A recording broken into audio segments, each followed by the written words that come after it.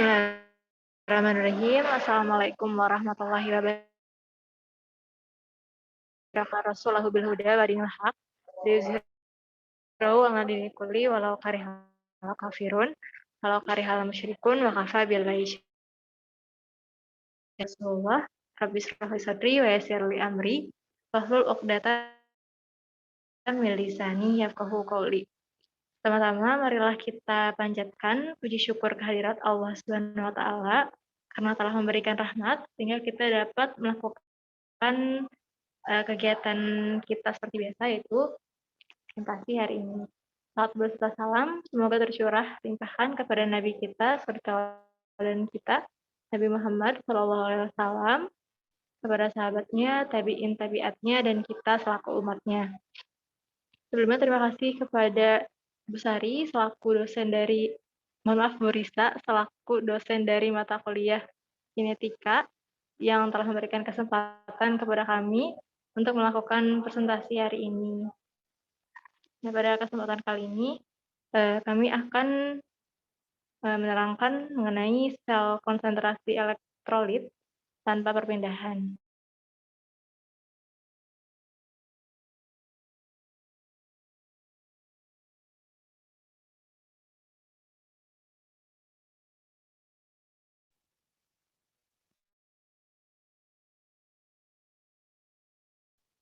Boleh di next. Adapun anggota dari kelompok 4, yaitu yang pertama ada Rasa Hanagani Humaira, Riri Nurhani Siza, juga Subhan Izul Haq.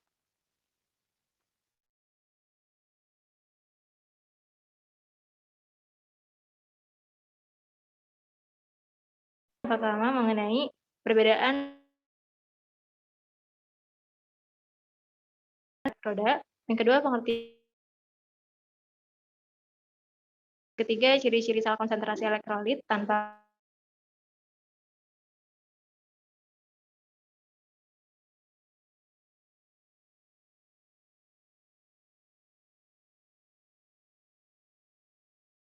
perpindahan, yang keempat reaksi hitungan saya.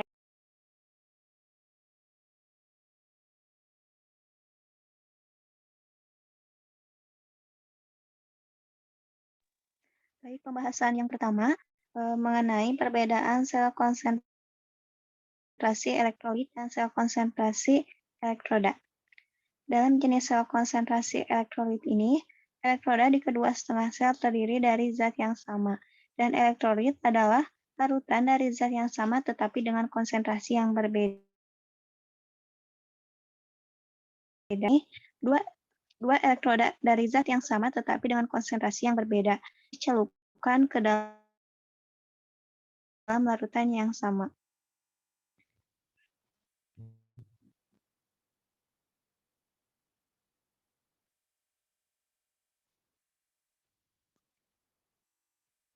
Selanjutnya mengenai pengertian sel konsentrasi elektrolit tanpa perpindahan. Sel konsentrasi elektrolit tanpa perpindahan terdiri atas dua elektroda dengan bahan yang sama, tetapi konsentrasi larutan tersebut berbeda pada kedua elektroda. Potensial sel konsentrasi tergantung dari perpindahan materi atau zat dari satu elektroda menuju elektroda yang lain, akibat adanya perbedaan konsentrasi kedua larutan. Sedangkan jenis elektroda tidak terdapat pertemuan atau perbatasan cairan karena dengan adanya perbatasan atau pertemuan dua cairan atau larutan elektrolit, sel konsentrasi elektrolit tanpa perpindahan. Selanjutnya akan dipaparkan oleh rekan saya. Baik, selanjutnya ada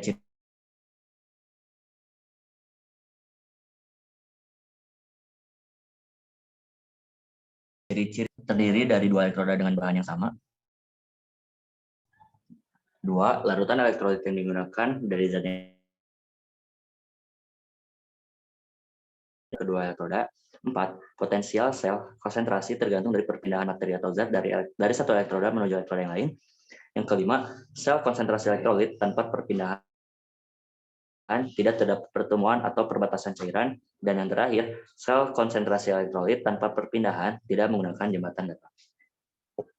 Baik, selanjutnya ada pemaparan materi reaksi sel konsentrasi elektrolit.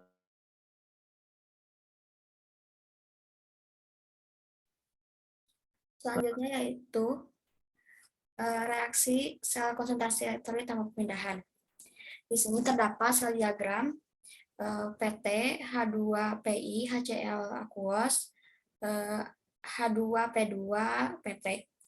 Reaksi di anoda, setengah H2PI menjadi H plus A ditambah emin, merupakan reaksi oksidasi dengan E1 sama dengan N0 H plus per H2 dikurangi RT per F ln H plus per P1 pangkat setengah. Kemudian di katoda ada H plus A ditambah emin menjadi setengah H2P2. Merupakan reaksi reduksi. E2-nya yaitu N0 H plus per H2 dikurangi RT per F ln P2 pangkat setengah per A H plus. Reaksi selnya yaitu setengah H2PI menjadi setengah H2P2. Reaksi selnya yaitu min RT per F ln P2 pangkat setengah per P1 pangkat setengah. Atau sel sama dengan RT per 2F ln P2 per P1. SL berharga positif apabila P1 lebih dari P2. Nilai SL tidak bergantung pada aktivitas H+. H2 mengalir dari tekanan tinggi ke sisi tekanan rendah, yaitu P1 ke P2 atau anoda ke katoda. Kemudian ada sel diagram ZnHg A1, Zn2 plus A, ZnHg A2. Reaksi di anodanya, ZnHgA1 menjadi Zn2 plus A ditambah 2 elektron, merupakan reaksi oksidasi, E1-nya sama dengan N0 Zn2 plus per Zn, dikurangi RT per 2F ln Az2 plus per A1. Kemudian di katodanya, Zn2 plus A ditambah 2E menjadi ZnHgA2. Merupakan reaksi reduksi, E2-nya sama dengan N0 Zn2 plus per Zn dikurangi RT per 2F ln A2 per A Zn2 plus. Reaksi selnya yaitu ZnHgA1 menjadi ZnHgA2. Selnya min RT per 2F ln A2 per A1. Atau SL sama dengan RT per F ln A1 per A2. Kemudian SL berharga positif apabila A1 lebih dari A2. A1 dan A2 masing-masing adalah aktivitas logam Zn amalgam.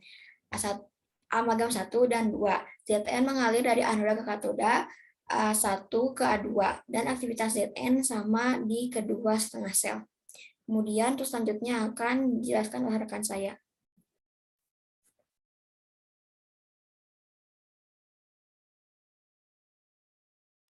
Baik, terima kasih. Untuk selanjutnya mengenai perhitungan sel konsentrasi elektrolit tanpa perpindahan. Yang pertama diketahui diagram selnya, yaitu PT.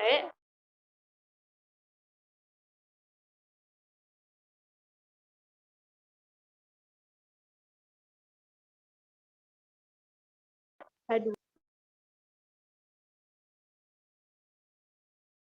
HCl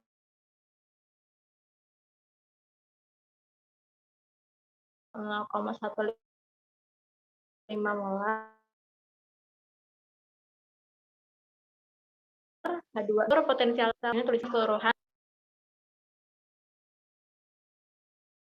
plus 0,25 molar plus P-. Adapun untuk reaksi katodanya itu H plus 0,15 molar plus E-, dan terjadi reaksi keseimbangan menjadi setengah H2 0,72 atm. Tambah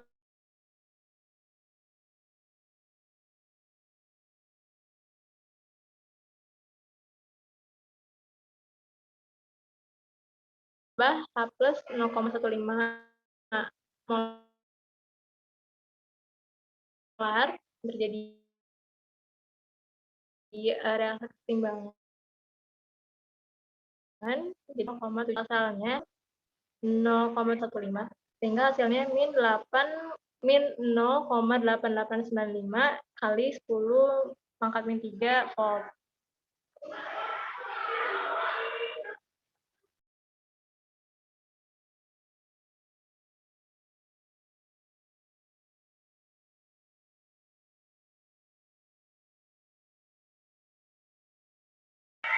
PT H2PL, HCl aki, mohon maaf H2P1, HCl aki, H2P2, PT yang ditentukan potensialnya yaitu pada 25 derajat Celcius. Nah, jika P1-nya 640 mmHg dan P2-nya 425 mmHg, tentukan potensial sel tersebut.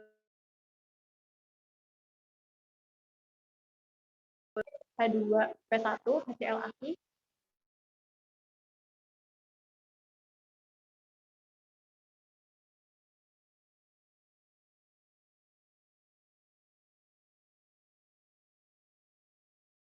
H2P2, karena akan diubah maka ditambah 68 kali dan P2-nya 425 mmHg, 8,314 Joule per mol Kelvin. Untuk F-nya 96. Ditanyakannya SL.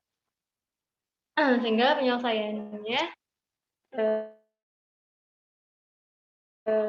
untuk reaksi selnya itu setengah H2P1 dan terdiri dari sehingga asalnya yaitu min R kali T per 2 kali F ln kali P2 per P1 dan dihasilkan min per 2,96.485 ln dikali di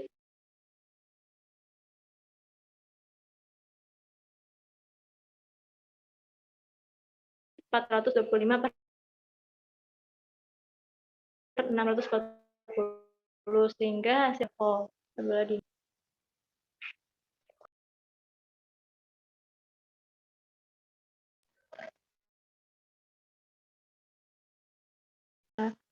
Alhamdulillah presentasi kali ini telah selesai. Terima kasih kepada teman-teman yang telah memaparkan hasil diskusi. Semoga bermanfaat bagi teman-teman semua. Billahi taufiq wa hidayah. Wassalamualaikum warahmatullahi wabarakatuh.